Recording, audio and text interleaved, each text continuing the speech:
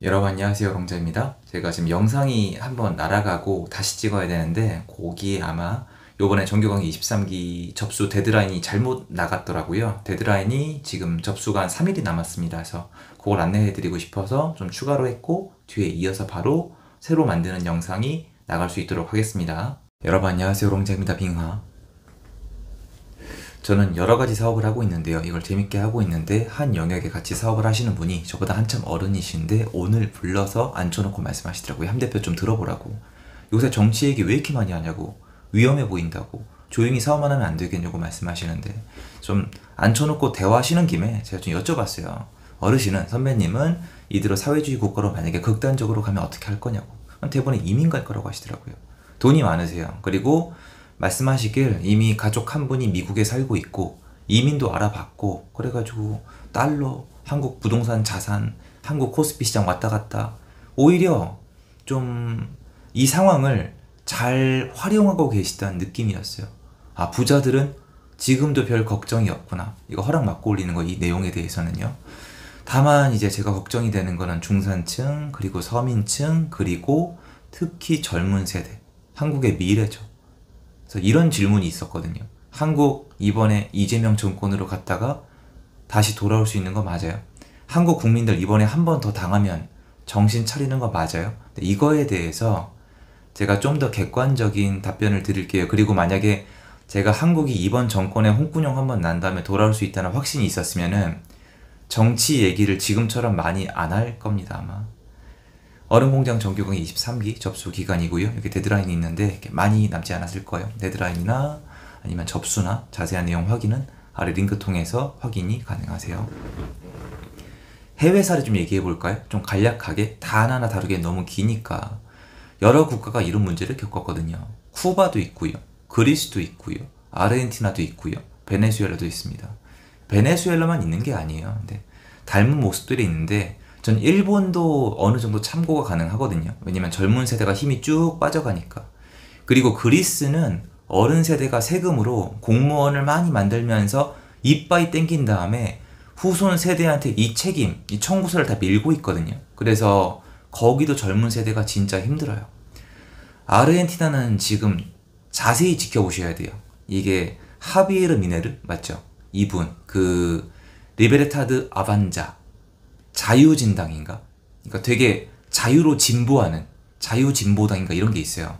그분이 지금 리틀 트럼프 약간 이런 이미지로 보수, 완전 강력한 보수로 여태까지 아르헨티나 망쳐놓은 페론주의 있죠. 그거를 한번 바꿔보겠다 이러고 지금 2024년도에 들어와서 한 1년 반 정도 미친듯이 뛰고 있는데 조금씩 나아지곤 있는데 이게 만만치가 않습니다. 한국이 다시 돌아올 수 있는지 여부를 알려면은 쿠바나 베네수엘라나 아르헨티나를 공부할 필요가 있습니다. 아르헨티나는 좀 더 지켜봐야 되는데 페론주의, 사회주의 국가 시스템으로 너무 오랜 기간 있었거든요. 여기가 얼마나 사회주의, 퍼주기를 좋아했냐면 여러분 체게바라 좋아하시죠? 좋아한다는 표현은 좀 그런데 유명하잖아요. 체게바라가 아르헨티나 사람이에요.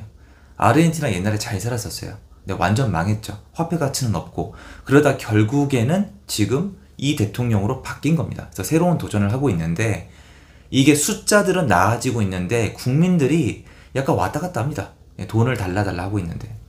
쿠바 같은 경우에는 정말 공무원 천국이에요. 거의 국민의 절반이 공무원인데 의사도 공무원이고 여러분이 알고 있는 모든 직종은 전부 다 공무원이에요. 그리고 한국의 군인들처럼 약간의 월급만 받고 일합니다. 그래서 쿠바는 능력 있는 사람은 전부 다 해외로 빠져나갑니다. 그래서 쿠바는 어떤 게 문제가 있냐면은 약간 사회가 망한다? 너무 힘들다? 그러니까 약간 좀 다르게 해보자라는 얘기가 나오면 이게 문제예요.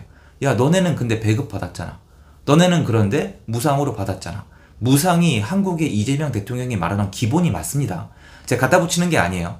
이재명 대통령의 기본은 사회주의를 말하는 게 맞습니다. 아무리 제가 따져보고 찾아보고 연구해봐도 맞아요.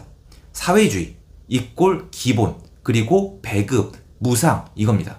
국가가 모든 걸 컨트롤하겠다는 거예요. 이미 지금 민주당이 만들고 있는 법들이 있잖아요. 전부 다 여기에 해당합니다. 말을 다르게 해서 혼선을 줄 뿐이에요. 그 문제가 이거죠. 한국도 이걸 봐야 돼요. 나중에 이재명 정권이 퍼주다가 안 퍼주면은 다음 세대가 나도 줘, 우리도 줘. 이런 형평성. 근데 한국이 갖고 있는 리스크가 여기 있어요. 한국이 여러분 비교를 많이 합니다. 민주당이 이거를 많이 이용했는데 다 성공했어요. 남녀 간의 갈등, 세대 간의 갈등, 고용인과 피고용인 간의 갈등. 이 갈등이 너무 잘 먹혀요. 왜?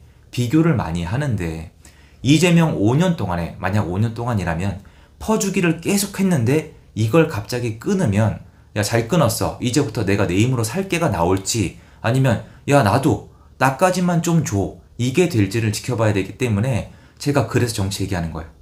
지금부터 안 하면 잘못되면 나중에는 이 얘기를 할 기회가 없어요. 제가 봤을 때.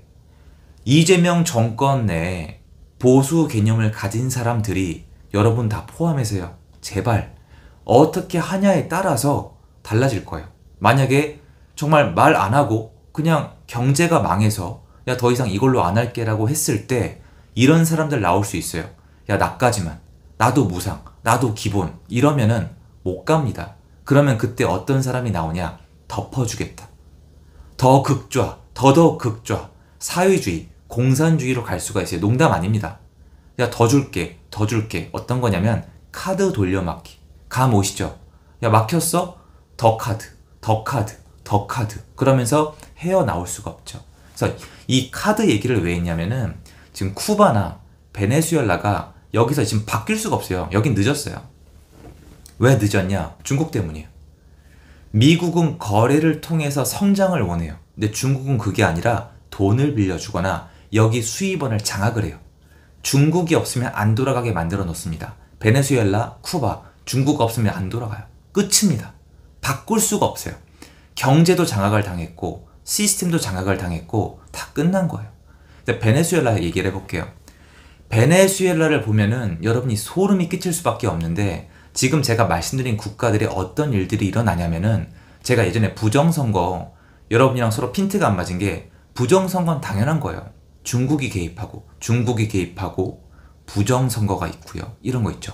이런 게 계속 반복이 된단 말이에요. 그리고 무상으로 나눠주고 그리고 이 투표 시스템이 망가지고 그리고 장악을 해요. 사법권을 장악을 해요. 이 사법권, 입법권을 장악한 케이스가 어디냐면은 차베스 마두로, 베네수엘라. 마두로 때 총선 결과가 분명히 마두로가 패배를 했는데 법을 바꿔서 입법권을 뺏어왔어요. 이게 어떤 거냐면 검찰을 없애겠다. 공수처를 만들겠다. 어떤 부처를 없애고 새로운 걸 만들고 하던 일을 뺏는 거 있죠. 아니면 대법관 증원 있잖아요. 이게 엄청나게 무시무시한 건데 한국은 이미 진행이 되고 있습니다. 끝났어요. 이러면 나중에 작동이 안 돼요. 그리고 여기서 자주 쓰는 게 뭐냐면 내란죄예요. 뭐냐면 부정선거 이런 게 문제가 있을 때 야당이라고 표현할게요. 야당이 들고 일어나면은 내란죄로 처벌해버려요. 진짜입니다. 베네수엘라가 이게 특기예요. 딱 요 케이스가 있어요. 요거를 기가 막히게 따라하고 있는 게 한국이에요. 그러니까 베네수엘라를 보면은 한국이 그나마 보여요. 제가 다른 나라를 왜 얘기했냐면 다른 나라는 달라요. 부정선거가 이렇게 심하진 않아요. 베네수엘라가 지금 제일 비슷합니다. 이런 국가들이 국가가 완전히 망할 때까지 한 20년 걸려요. 근데 한국은 얼마나 버틸지는 알 수가 없거든요. 그러면 한국은 다시 돌아갈 수 있냐? 두 개의 박자가 다 맞아 떨어져야 돼요. 첫 번째, 국민들 하나하나가 깨어나야 돼요.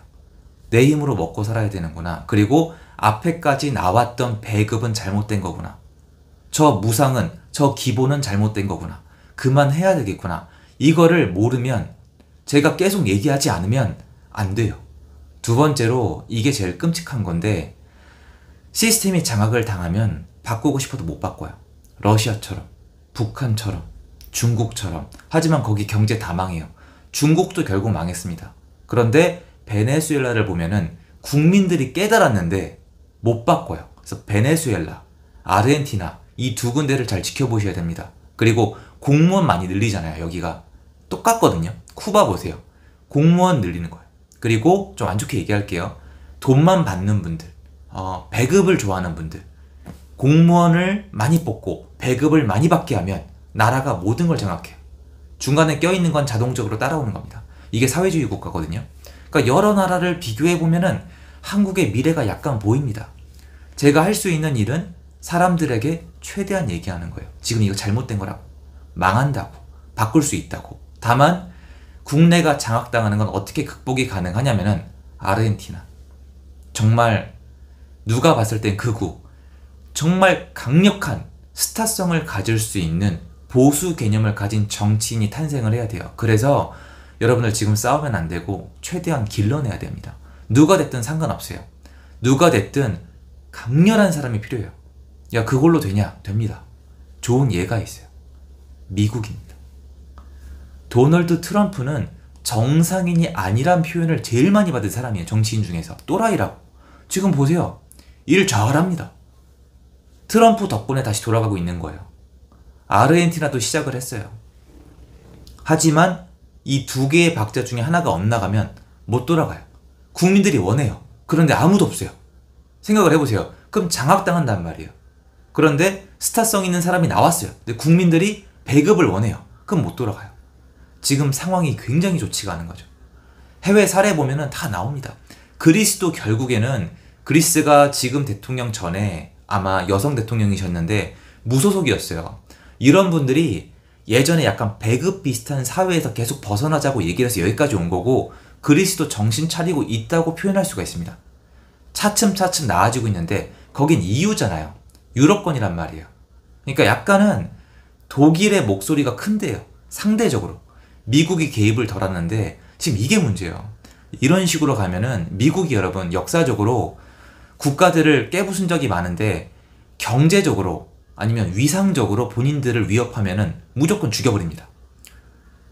예를 두 가지 들어드릴까요? 옛날에 일본, 플라자 합의, 일본 작살났죠. 그리고 지금 중국, 이렇게 패권에 도전하면은 가만두질 않거든요. 한국은 상관이 없는데 한국은 거기에 해당하는 게 문제가 아니라 본인들의 동맹이 아니면은 다른 걸로 바꿔버려요.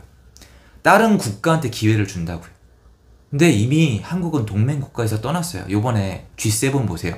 G7이 뭐 하자고 모인 거냐면은 이스라엘 지지하자고 모인 거라니까. 제가 말씀드렸잖아요. 근데 이재명 대통령은 이스라엘 지지 못해요. 이란 지지해야 돼요. 이란이 중국이거든요. 어떻게 보면. 맞아요. 그러니까 부르기 싫은데 억지로 부른 다음에 참관국을 시킨 거예요. 그리고 만날 이유도 없어요. 그 기사 나오는 거 보세요. 의미 없는 기사만 나오잖아요. 틀렸다고요. 그럼 미국이 언젠가 한국이 가지고 있는 어떤 이런 능력들을 다른 나라로 대처할 수가 있어요. 그리고 그나마 희망적으로 볼 수 있는 거는 나중에 뭐 국내 시스템 장악당한 거, 이거는 조금 도와줄 수 있어요. 어떻게 했냐면 베네수엘라가 부정선거 때문에 정말 큰 이슈가 있었는데 미국이 개입을 하려고 했습니다. 근데 아시죠? 중국이랑 얽혀있단 말이에요. 한계가 있긴 한데 이게 어느 정도는 영향력이 있거든요. 한국도 부정선거에 미국이 꿈틀한 이유가 이거예요. 한번 봤거든요. 계속 지켜보겠죠. 그래서 한국은 지금 엄청 안 좋은 상황이에요. 미래 세대는 정말 위기 중에 위기, 아니 절망적인 상황이에요. 사실은 사람들이 모를 뿐이에요. 그럼 한국이 지금 하고 있는 건 뭐냐? 민주당이 하고 있는 건 이미 문재인 정권 때 실토를 했는데 베네수엘라를 따라하고 있는 거예요. 다른 국가들이 아니에요. 베네수엘라가 맞아요. 그럼 국내 장악을 하고 시스템 다 장악을 하고 나중에 국민들이 원해도 바꿀 수 없게 만들기 위해서 박차를 가할 건데 그 속도를 늦출 수 있는 거는 국민들밖에 없어요. 여러분 잊지 마세요. 이번 투표 결과 여러분, 이거 제가 얘기할 때마다 부정선거 왜 아니냐고 이게 아니라 일단 선거 결과를 얘기를 해야지 다들 공감을 하잖아요. 50대 50이에요.